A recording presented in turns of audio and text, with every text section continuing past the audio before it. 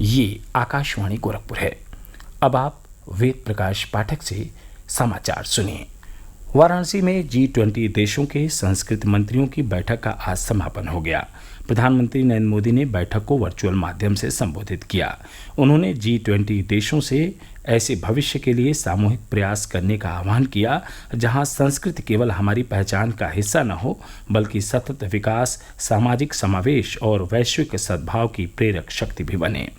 प्रधानमंत्री ने कहा कि विविधताओं से पूर्ण विश्व में साझा सांस्कृतिक धरोहर पूरी दुनिया को एक सूत्र में बांधती है।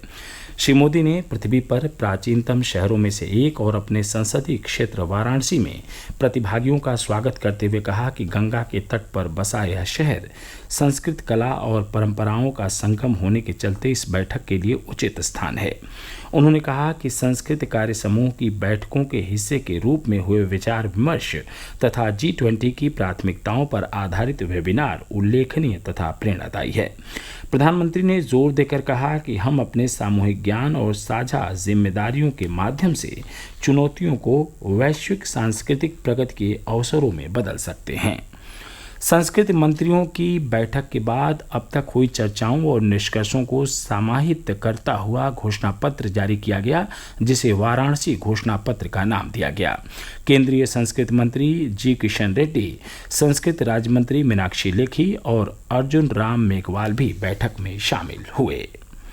प्रधानमंत्री नरेंद्र मोदी कल सुबह 11 बजे आकाशवाणी पर मन की बात कार्यक्रम में देश विदेश के लोगों के साथ अपने विचार साझा करेंगे। यह कार्यक्रम आकाशवाणी और दूरदर्शन के समूचे नेटवर्क पर प्रसारित किया जाएगा। तमिलनाडु में आज सुबह मदुरै यार्ड में एक रेलवे कोच में आग लगने से 10 लोगों की मौत हो गई और 7 अन्य घायल हो गए। यह आग कोच में LPG सिलेंडर के अनधिकृत रूप से इस्तेमाल के कारण लगी। कोच में कुल 64 यात्री सवार थे। मृतक उत्तर प्रदेश के लखनऊ, सीतापुर और लखीमपुर खीरी जिले के रहने वाले थे। ये लोग सीतापुर की एक निजी ट्रेवल एजेंसी की ओर से 4 धाम यात्रा के लिए 17 अगस्त को लखनऊ रेलवे स्टेशन से रामेश्वरम के लिए रवाना हुए थे। यह हादसा यात्रा के अंतिम पड़ाव पर हुआ।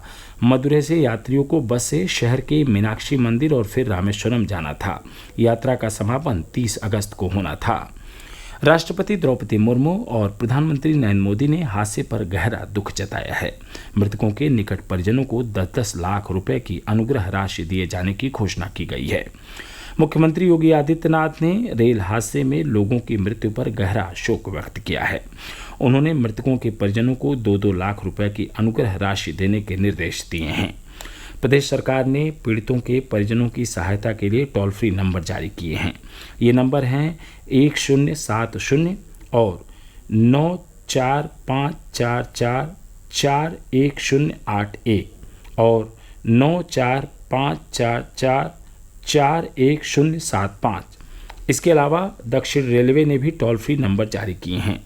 ये नंबर है 9360552608 और 8015681915। मऊ जिले की घोसी विधानसभा सीट पर होने वाले उपचुनाव के लिए चुनावी गतिविधियां तेज हो गई हैं। कांग्रेस ने इस सीट पर सपा प्रत्याशी को समर्थन देने की घोषणा की है। कांग्रेस के प्रदेश अध्यक्ष अजय राय ने कहा कि मऊ का चुनाव लोकतंत्र बचाने और सामाजिक सद्भाव बढ़ाने का चुनाव है। उन्होंने कहा कि कांग्रेस ने सपा को समर्थन देने का फैसला मौजूदा राजनीतिक परिस्थितियों को ध्यान में रखते हुए लिया है। उधर भारतीय जनता पार्टी ने आज घोसी विधानसभा क्षेत्र में किसान सम्मेलन का आयोजन किया। कृषि मंत्री सूर्य प्रताप शाही ने सम्मेलन को संबोधित करते हुए कहा कि भाजपा सरकार की किसान हितैषी नीतियों का अनुभव आज सभी किसान कर रहे हैं। उन्होंने कहा कि आज बड़ी संख्या में किसानों को प्रधानमंत्री किसान सम्मान निधि का लाभ सीधे उनके खातों में मिल रहा है। उन्होंने कहा कि भाजपा सरकार किसानों के हितों के लिए प्रतिबद्ध है। कवयित्री मधुमिता शुक्ला हत्याकांड में उम्र कैद की सजा काट रहे पूर्व मंत्री अमरमणि त्रिपाठी और उनकी पत्नी मधुमणि त्रिपाठी को लगभग 18.5 वर्ष जेल में रहने के बाद कल देर शाम रिहा कर दिया गया। प्रदेश सरकार ने सर्वोच्च न्यायालय के आदेश के बाद दोनों की समय पूर्व रिहाई का आदेश जारी किया। रिहाई के समय अमरमणि और उनकी पत्नी स्वास्थ्य समस्याओं के कारण गोरखपुर के BRD मेडिकल कॉलेज में भर्ती थे। जिला प्रशासन ने दोनों को 25-25 लाख रुपए के 2 जमानत बॉन्ड पर रिहा किया है। जौनपुर के वीर बहादुर सिंह पूर्वांचल विश्वविद्यालय की नवनियुक्त कुलपति प्रोफेसर वंदना सिंह ने आज कार्यभार ग्रहण किया। विश्वविद्यालय के कुलपति कार्यालय में निवर्तमान कुलपति प्रोफेसर निर्मला एस मौर्य ने उन्हें कार्यभार सौंपा। इसके साथ ही क्षेत्रीय समाचारों का बुलेटिन पूरा हुआ। नमस्कार।